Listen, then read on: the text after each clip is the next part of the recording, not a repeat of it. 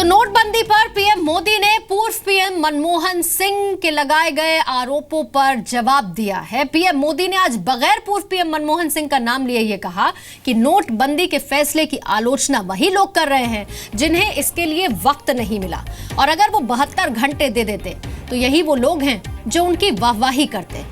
कल मनमोहन सिंह ने राज्यसभा में आरोप लगाया था कि नोटबंदी का फैसला लागू करने के लिए सरकार की पहले तो कोई तैयारी नहीं थी। पीएम मोदी ने पूर्व पीएम मनमोहन सिंह के उस आरोप का भी जवाब दिया जिसमें यह कहा गया कि यह जनता के पैसे की संगठित लूट है। पीएम ने आज कहा कि लोगों को अपनी पाई पाई का पूरा हक है। अपने अधिकारों को और अधिक हवा भरने का भी तो उसी बातों का जवाब आज प्रधानमंत्री मोदी ने दिया जब वो संविधान दिवस के मौके पर 2 पुस्तक का विमोचन करने के लिए पहुंचे थे और उसी दौरान नोट बैन का जिक्र किया।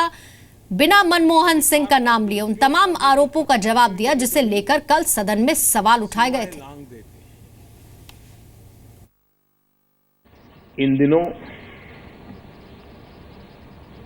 भ्रष्टाचार, काला धन, उसके खिलाफ एक बहुत बड़ी लड़ाई देश लड़ रहा है।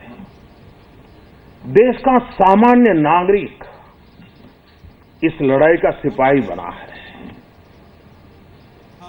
उसको लगता है कि 70 साल तक इसी कानून नियमों का दुरुपयोग करने वालों ने देश को भ्रष्टाचार में डुबो दिया, संविधान कानून का दुरुपयोग करके किया है। इस सरकार के इस निर्णय के संबंध में बहुत कम आलोचना हो रही है,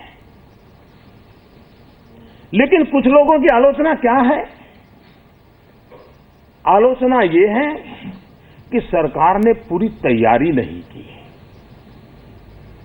मैं समझता हूं कि मुद्दा ये नहीं है कि सरकार ने पूरी तैयारी नहीं की। ऐसे लोगों की पीड़ा इस बात की है कि सरकार ने किसी को तैयारी करने का समय नहीं दिया।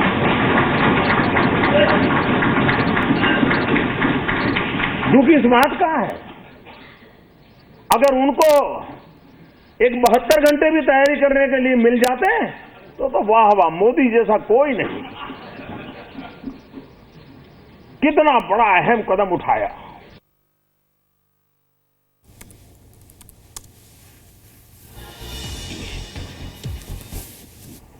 हर किसी को उसके पैसों का हक है, हर किसी को उसके पैसे उपयोग करने का हक है, कोई रोकता नहीं है।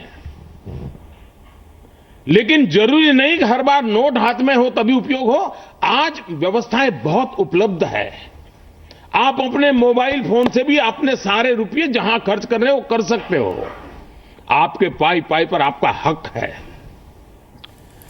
और इस पर और ज्यादा बातचीत करने के लिए सीधा हम रुख कर लेते हैं। मेरे सहयोगी रविंद्र कुमार विजय टॉक पर इस वक्त और ज्यादा डिटेल्स के साथ मौजूद हैं। रविंद्र, कल लगातार विपक्ष इस बात की मांग कर रहा था कि पीएम मोदी चर्चा में शामिल हों, जिसके लिए वो कुछ देर शामिल हुए, लेकिन उसके बाद वो जवाब भी दें।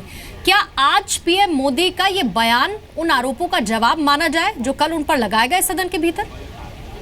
देखिए पूर्णिमा, कल कांग्रेस ने बड़ी रणनीति के तहत पूर्व प्रधानमंत्री मनमोहन सिंह को मैदान में उतारा था राज्यसभा में।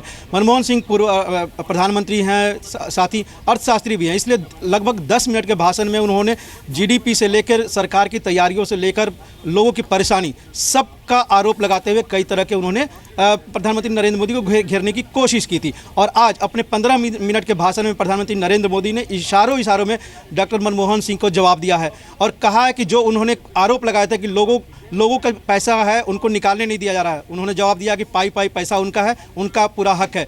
विकास दर की बात कही थी मनमोहन सिंह ने 2% घट जाएगा, उन्होंने कहा कि इससे विकास दर और आगे बढ़ेगा, देश दुनिया में अव्वल होगा। कई तरह के आरोप मनमोहन सिंह ने लगाए थे, उसका जवाब दिया है खुद प्रधानमंत्री नरेंद्र मोदी ने। रविंद्र, मैं आपको यहाँ पर रोक रही हूँ पॉलिटिकल रिएक्शंस के लिए। हमारे साथ कांग्रेस के नेता मीम अफजल इस वक्त फोन लाइन पर मौजूद हैं।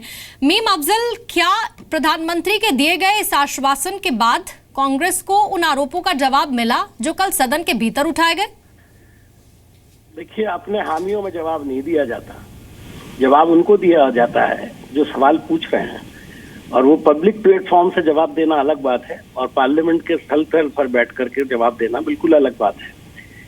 अगर वो पार्लियामेंट के पटल पर ये बात कहेंगे कि 2% नहीं बल्कि उससे ज्यादा, उससे बहुत कम या बिल्कुल नहीं जीडीपी ग्रोथ रुकेगी, तो ज्यादा बेहतर होता।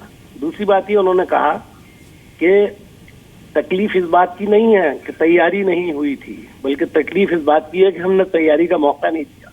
ये बात प्रधानमंत्री ने 100% सही कही है, इसलिए कि देश को उन्होंने वाकई तैयारी का मौका नहीं दिया। तभी तो बाहर 70 लोगों से ज्यादा मर गए लाइनों में लग करके, तभी तो लोग अभी तक लाइनों में खड़े हुए हैं, तभी तो अभी तक बैंकों के अंदर रुपया नहीं है, 2 घंटे में खत्म हो जाता है। लोग अपना ही पैसा निकालने जाते हैं और उनको पैसा नहीं मिलता। ये तैयारी ना होने का ही नतीजा है। ये बात सही है। आज प्रधानमंत्री ने ये कबूल कर लिया, उनका ये जुमला जो है कि तैयारी का मौका नहीं दिया, खुद उन्हीं का आईना है कि वाकई उन्होंने देश के लोगों को बिल्कुल मौका नहीं दिया तैयारी का। और मैं एक बात और पूछना चाहता हूँ कि 3 से 4 लाख करोड़ रुपए अनुमान है कि ब्लैक मनी जो है वो आएगी। अभी तक तो पता नहीं कितना ब्लैक मनी आया। अब तक तो जिन लोगों ने पैसा बैंकों में जमा कराया है, उसके अलावा बाहर बाजार में जो पकड़ा गया है सिर्फ वही ब्लैक मनी कहा जा सकता है। बाकी जो बैंकों में आ गया, इसका फैसला तो बहुत बाद में होगा ठीक, इसमें कितना ब्लैक मनी है। मीम अफजल, बहुत बहुत शुक्रिया अपना रिएक्शन देने। तो प्रधानमंत्री मोदी ने आज कल विपक्ष के लगाए गए सारे आरोपों का जवाब दे दिया, पर विपक्ष इस जवाब से खुश नहीं है। कल नोटबंदी पर पीएम की चुटकी लेने वाले समाजवादी पार्टी नेता नरेश अग्रवाल ने आज फिर से यह दावा किया कि देश में इमरजेंसी जैसे हालात हैं। हमारा कहना है कि आम आदमी करप्शन के खिलाफ नहीं लड़ रहा है, आदमी जिंदगी से जूझ रहा है, घर में शादी कराने के लिए जूझ रहा है, लेकिन उसको बैंक से रकम नहीं मिल रही है। इतिहास में पहली बार हुआ है कि हमारा पैसा और निकालने में हम ही पे पाबंदी। ये तो देश में पहली बार हुआ जो हम लोगों ने कहा कि देश में ये फाइनेंशियल इमरजेंसी है। मैं गलत नहीं कहा है और प्रधानमंत्री जी को इस पर फिर से गौर करना चाहिए।